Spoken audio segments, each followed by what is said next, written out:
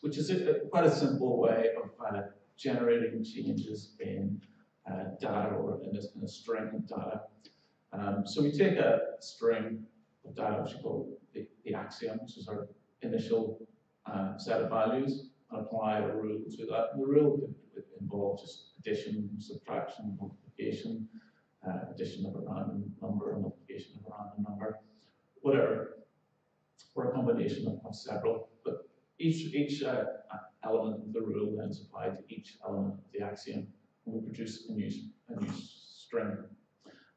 This is then done iteratively, so we apply it again, we get another transformation of our first transformation, and so on and so on. So this kind of lends itself to the creation of score values with C-sound score, without us having to type these things manually one by one. And again, this is another thing we kind of take for granted now, because there's so many options for doing this. There's so many ways in which we can do this. But this is quite exciting to know that I didn't have to manually type in every score event that I was going to use. There were other options at this time that people were using. There's a program called CMAS, written by a guy called Andrzej Bartecki, who's based at the Technische Universität in Berlin, and still is, I think. He's kind of moved on to Super Collider for some reason, but he wrote this little score generating program. But it's a little bit like, it's I felt it to be a little bit less gestural. Good at creating very fast textures of notes, which shifted in various ways and were masked in various ways. But it was a little bit less interesting to me at the time. We now have PMask, which I think is largely based on CMask and covers everything that it offered. Third option, of course, is Excel, which is another way. But again, I find it to be a less gestural, organic method than this Lindenmayer system. So you can see that the L systems can be used to produce things that we describe as snowflake-like patterns. So it can imitate things like the growth of trees and the growth of roots as well. So it has them built into a very kind of organic mechanism.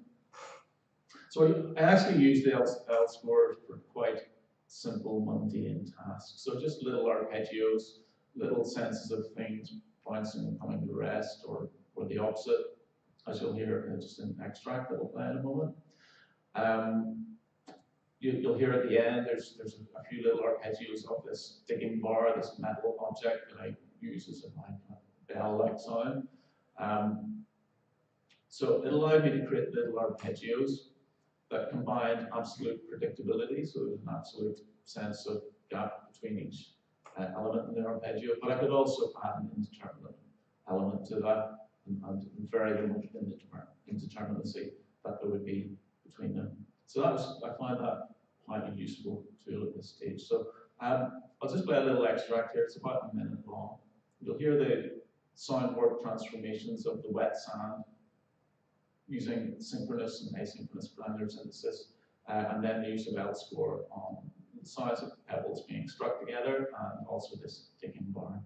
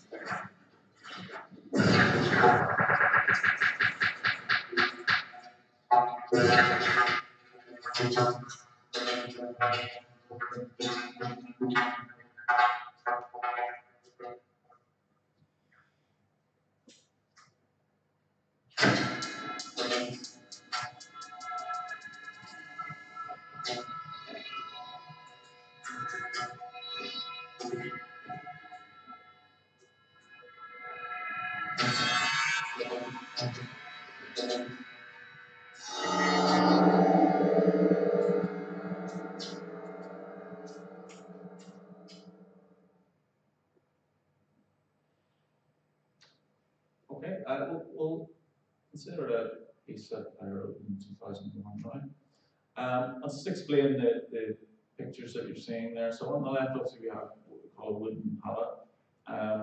On the right, you see something that's very traditional in Belfast in July, that they build these huge bonfires from pallets that they then set fire to and generally melt the road and melt traffic lights and things like that. So it's not a terribly helpful thing, and it's not a terribly celebratory thing as well. Without kind of getting into deep politics, it's a little bit political and a little bit religious, and a lot of people aren't particularly interested in it. But I think there are a few people with a flair for architecture who waste their skills in these things. But anyway, I wanted to kind of explore a slightly more positive way of using these pallets than just to set fire to them. So in this piece, I wanted to explore the gesture of tension again, and energy, and also collapse. So the source recordings were produced mainly from recording the sound of one of these wooden pallets being pulled apart.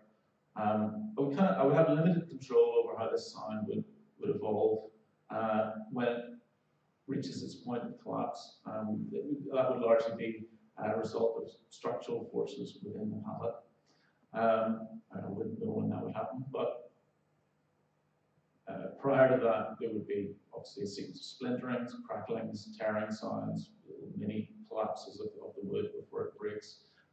So this could produce quite a range of events and changes, which I was interested to explore. And I wanted to explore these structures, these build-ups, these phrases, if you like, translate them into musical phrases as well. So to both through by virtue of using these as source sounds, but also just by observing these structural formations that occur as we apply more force to this. Sometimes with a kind of an abstracted interpretation. I was interested to see how I could apply these and use these as rules in this assembling and editing piece. Okay, the previous piece that I played you an extract from was rendered entirely in non-real time. So the traditional way of using C-sound, that we create our orchestra and score, and we render our sound, and then we listen to it, and if we decide we need to change it, we need to make the change and re-render. But I discovered a version of C-sound around this time called Direct C-sound by an Italian C-sounder called Gabriele Maldonado. This was only for Windows, so it was a period where there were a few different versions and flavors of C-sound, which was kind of a good and a bad thing. It added some things, but it also created a little bit of tension in the whole project as a whole. But anyway, for Windows users, it was quite good because it gives a real option of running C-sound in real time with pretty low latency, which wasn't really an option for many other people. It uses the direct sound driver for Windows, which is intended for games, but it worked quite well in this situation as well. It also facilitated MIDI control, which I find quite interesting. So I imagined a piece of hardware before I knew it existed. So I imagined something where I could, I'd use the little wheel on my keyboard to alter sound within C-sound. I found this quite interesting and exciting, that I didn't have to conceive of a Lindseg or an Xseg that would do this. I could feel it, I could improvise it. But of course, this is extremely limiting because you only have one of these little wheels on the keyboard. So I conceived of something that had lots of these little wheels. Unfortunately, one existed at this time. We kind of take this sort of device for granted, but in the early 2000s, late 1990s, there weren't really a lot of these devices available. PD made one of these ones with 16 faders, and it was kind of expensive, but it was kind of good quality. So I got one of these and set it to work within C-sound. Another thing that I discovered around about this time was that we didn't need to write that many notes in our score. We could actually generate notes within C-sound.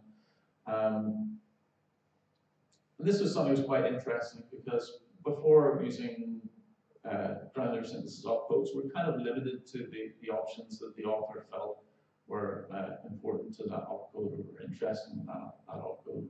So if we wanted to vary our grains in another way, we're kind of stuck. We can alter things on a global level, operating upon the entire stream of grains, but not on individual grains. But by triggering grains from within the orchestra, kind of like a bubble machine, we then have control over each individual grain.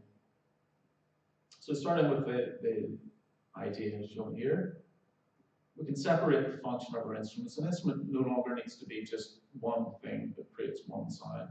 They can be combined to adopt different functions and combine to form essentially a single instrument. So we have one instrument that creates note events and triggers another instrument. So they can be very short notes, very long notes, they can overlap, we can have as many as we want. And the sound of these can either be sent directly to the output or they can be gathered together in another instrument. But this offers us a number of other options in terms of how we control the instrument as a whole.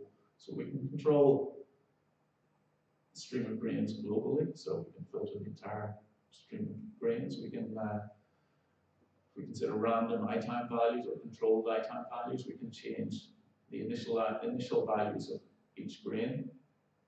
We can also have certain values of each grain moving individually, random changing values, so essentially K-rate values. We can also generate a global function within the instrument that generates those grains as well and pass it to the grain producing instruments as a global variable or as a SAC variable. So there's a few ways in which we can consider that a control change could be applied. And very often it really came down to a matter of trying each option. Do we want it to change continually, something to change continually during grain, or do we want it to only change the beginning of the grain, or do we want to apply it to the entire grain stream?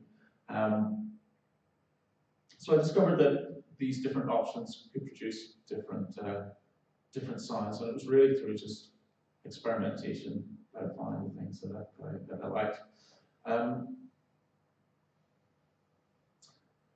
There are many ways, of course, to do this in C-Sound now. There were probably fewer at that time. The one that I used to discover was an opcode called Shed KWN, again by our friend Rasmus Ekman. So it's quite a complex machine that can generate lots of score events, but it's quite powerful as well. One of the main things that I used this for was to filter grains individually on a grain by grain basis rather than filtering the entire stream. So each grain could be filtering at a different frequency. And I could randomize these things and create quite sort of watery textures with a watery characteristic. So I'll just show you an example that I wrote around this time, or the basic mechanism that I was using to do this. So this is something quite old, but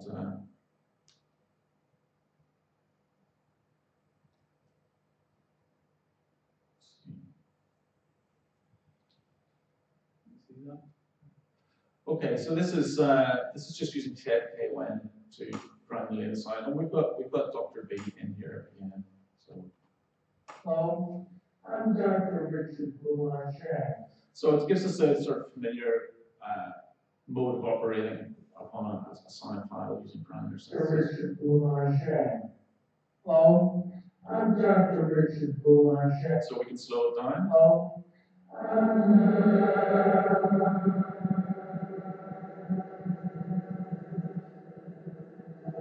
But because we have this grain by grain control, I can do whatever I want to each individual grain. This is quite exciting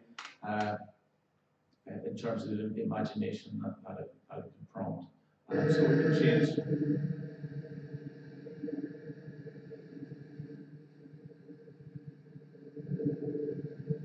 We can change the range of random durations of each grain. So we have. So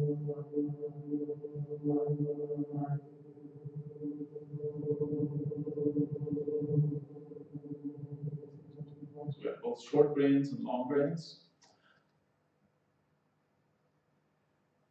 And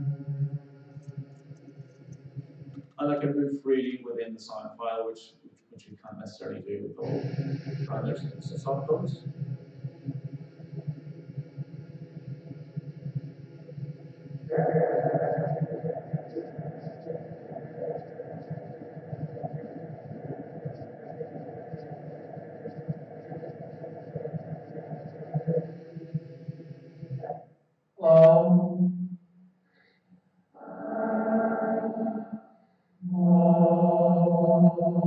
So this kind of thing excited me a little bit, that I could attach these controls to my theatre box.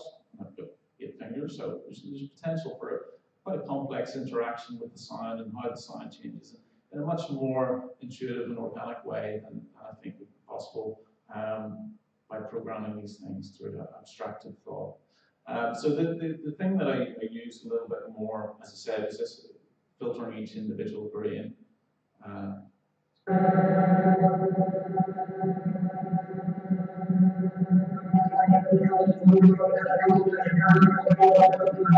So we can change, you can hear that each grain is being filtered at a slightly different location. We can kind of change the range of those random values. We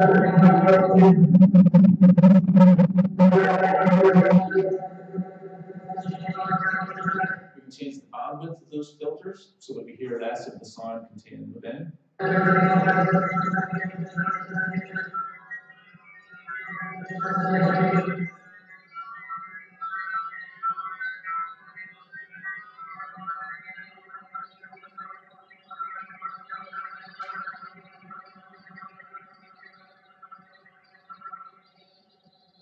And we can go from what sounds like a natural sound, Dr. B speaking, to something that sounds like an entirely synthesized sound. So this was a technique that I then use quite a bit in this piece.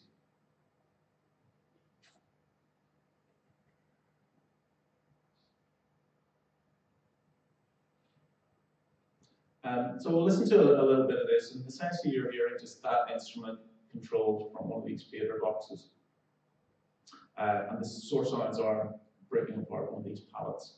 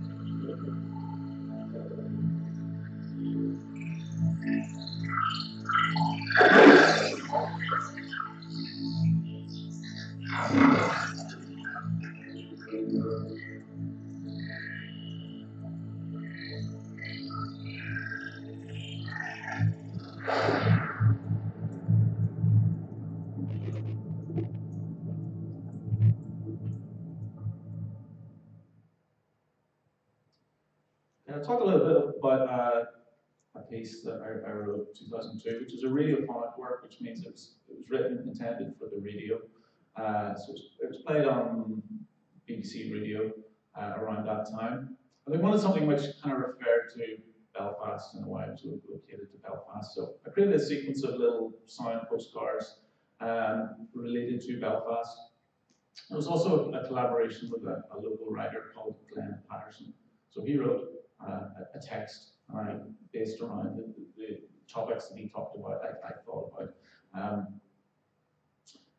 little sound postcards that I could create. First one I'll play. I'll just talk a little bit less about these, and we'll have a listen to them. The first one's based around this architectural structure in Belfast called Albert Clock Bell. I was able to get access to the clock tower itself, so I could get quite a close proximity recording of that bell. And I've kind of reused the spectral data from that a lot of times. So if anybody sort of investigates some of the things that I've written about C-sound, I tend to use this thing over and over again. I think we all tend to do that, reuse the same samples. So that's where that came from. So I can get the bell and I can get the clock mechanism. One of the great capabilities that C-sound enables is morphing. It's changing sound either in steps or with continuity from one state to another. This is something which other tools such as plugins, hardware devices don't really offer to the same degree. They don't allow us the same power to interfere, interact with the internal workings of the instruments and orchestras that we create.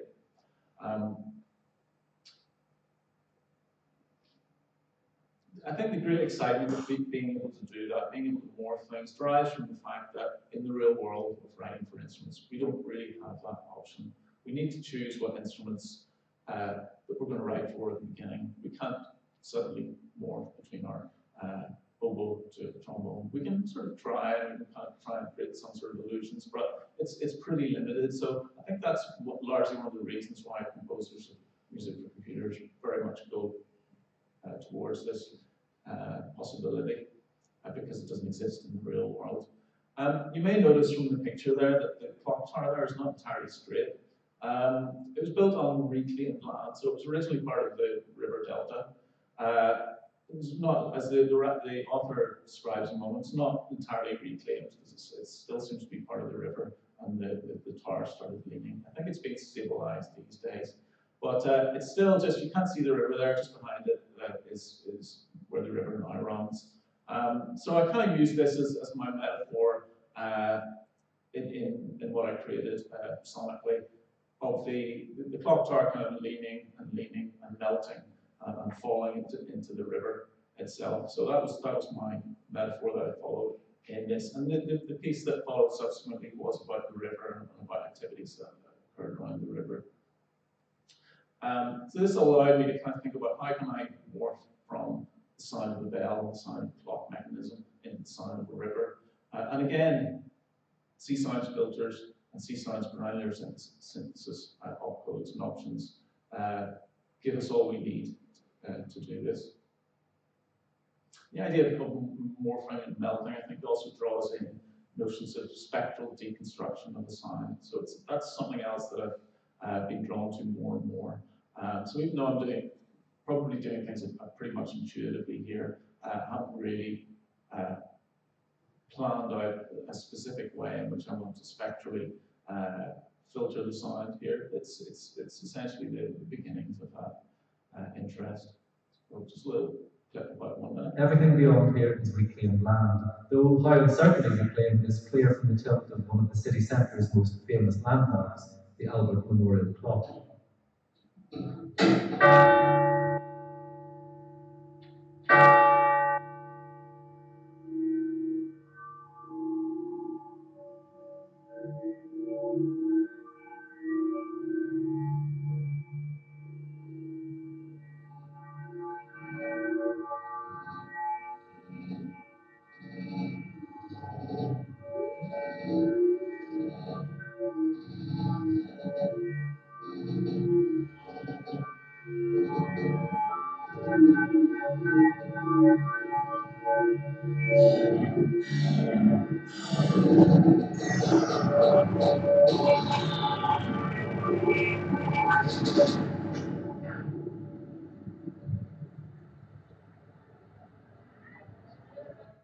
So I have another extract to play from this piece, but I think I'll just move on.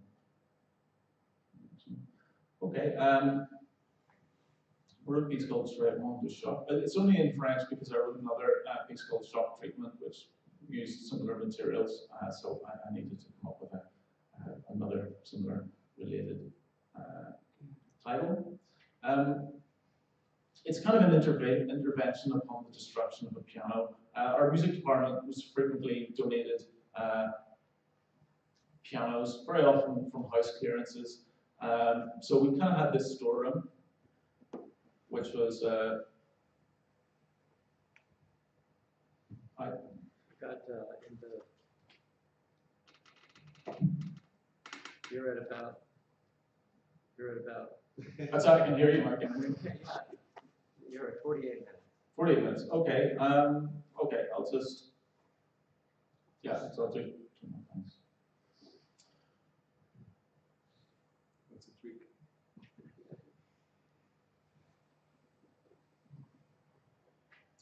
Okay, so I was able to leverage one of these pianos from our music department that they really didn't want. I was interested to do kind of an anatomical study of the piano as an acoustic object, which involved, as you can see in the picture, destroying the piano.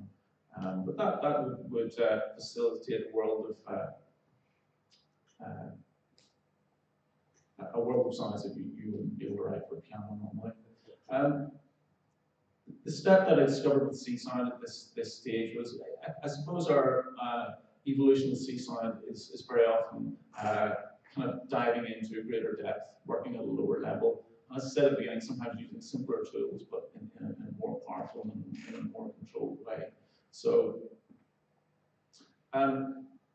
the things that I used to play back sound files at the time, sound and disk in, loss, all these things were all kind of a little bit limited. So, I was more interested to see how I could play these things back at a lower level. Just reading the sound file directly, using a pointer, and again using my MIDI controller to create something a little bit gestural. So these other opcodes, they can play things in loops, but they're a little bit restricted in the way they can play back loops. So I devised a method of playing back loops where I could move the loop points manually in real time, but that it would actually, the loop would change while it's playing the point at which it's starting and stopping.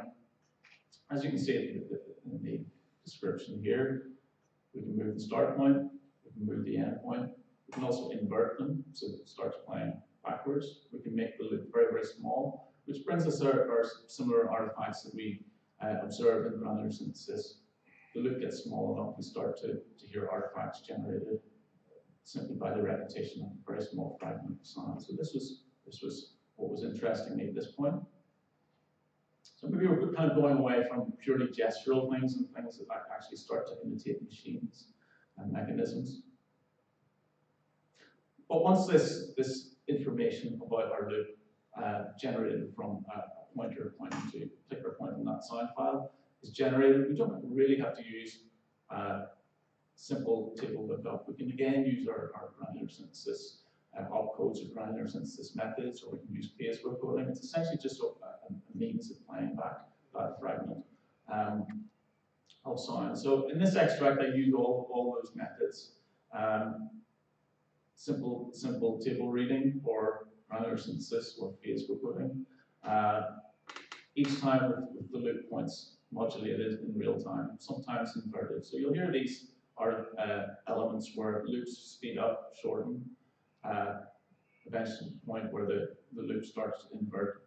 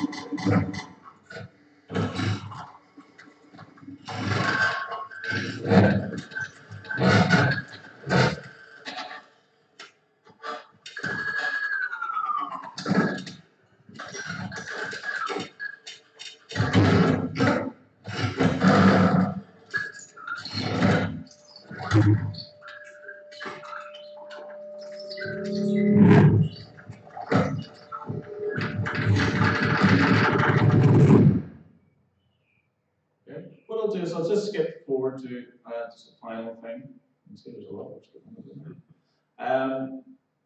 Just to kind of show you something that I'm working on at the moment. So I mentioned at the start there that I also am interested in working with my hands and building instruments and building installations.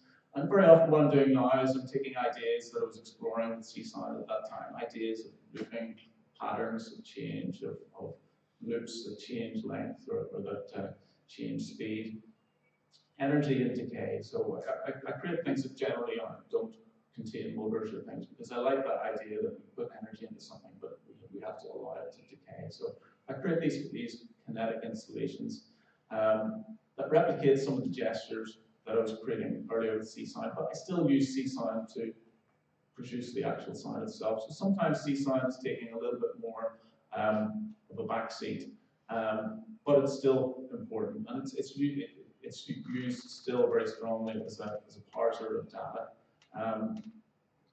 We all know pure data, and the reasons behind its name is that the author wants us to just think of what it sends through its cables as information that we can use for anything. We can use for video, we can use for audio. And more, I think people are using C-Sound in that way as well. So in this installation, I've created something which is a box that has a series of sensors. And what we do is we thread upon it. Maybe we can get a picture of it here. Yeah, so we can thread upon it these wooden discs that have different patterns cut out upon them. So they correspond then to different rhythmical patterns, different rhythmical sequences. But what interested me more is to get away from more conventional ideas, traditional commercial ideas of loop sequencers, everybody following the same loop, everyone following the same clock. Allowing ourselves to follow independent clocks, which can move forwards, backwards, which can stop, which can speed up and accelerate. I think we need to use C-Sound in a way that is non-commercial and doesn't replicate commercially available options. And that's certainly what I encourage students to do. So that's what I'm exploring with this piece. Perhaps the synthesis part of it is still underway, so we'll call that aspect of it a work in progress, but this is just a little demonstration of that.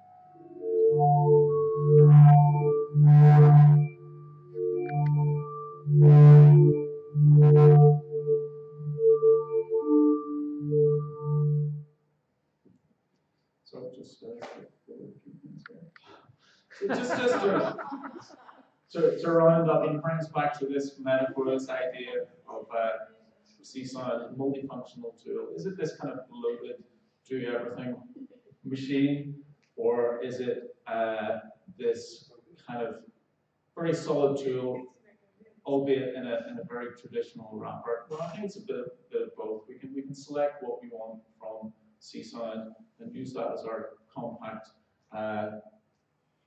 useful tool. And appreciate and enjoy and value its traditional aspect, its traditional elements.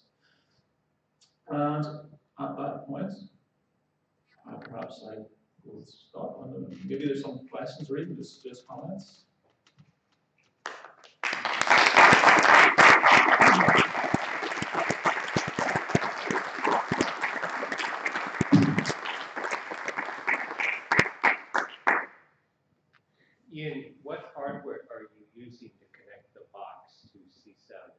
through a Raspberry Pi? Is it through an Arduino? At the moment, it's through an Arduino. My plans is because Raspberry Pis are kind of a realistic option for doing a lot of the stuff that we do on a laptop, to just encapsulate the whole thing on a Raspberry Pi. I haven't quite got there yet, but it should be possible to do that. Pardon my ignorance, but are there opcodes for Raspberry Pi? Well, a Raspberry Pi is just a computer that can run. Yeah, but C-Sound is connecting. How is that working?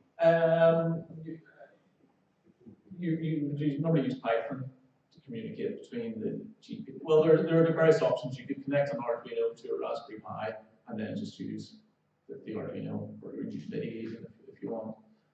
So there really are a variety of options, depending on how difficult you want to make it for yourself. Generally, the more convenient options will require a little bit of extra hardware. I'm sorry, but what are you doing in that piece? In this one, I'm using an Arduino to communicate with the computer. And it's there are 24 sensors on it, so we can connect those to the Arduino, which is then sent to C-Sound. Thank you. And what's the protocol that connects? Just using direct serial connection. Right.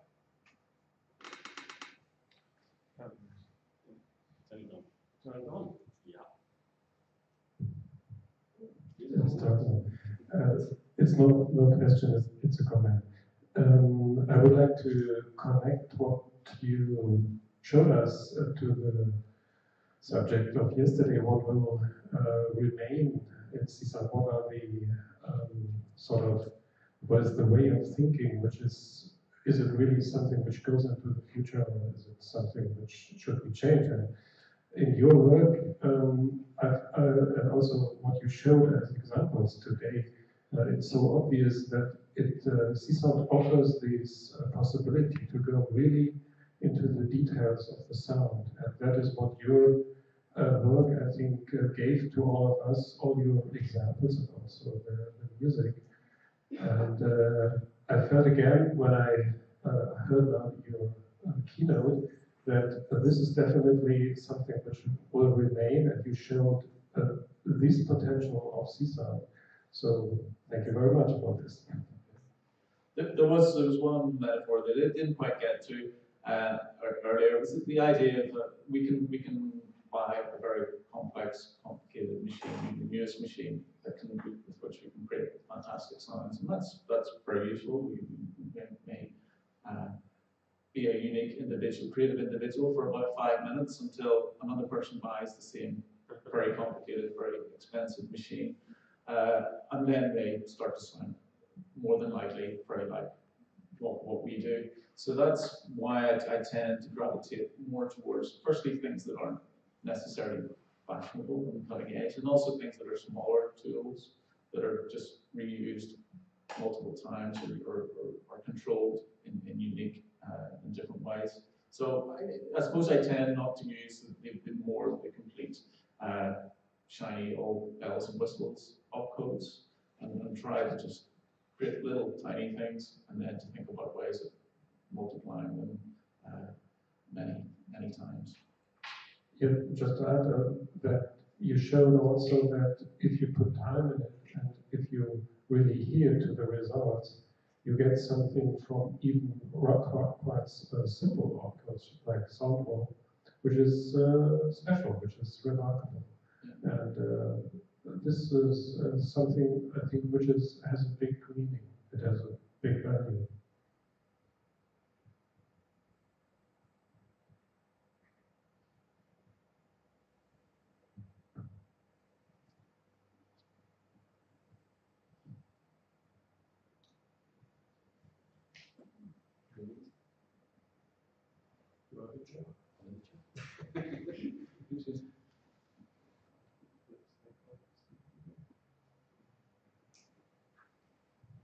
I think that's okay, I think that's it.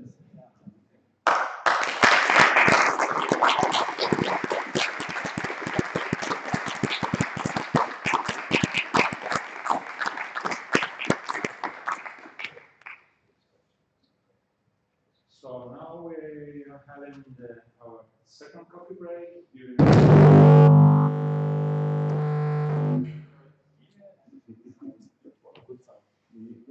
Sorry, that was the performance.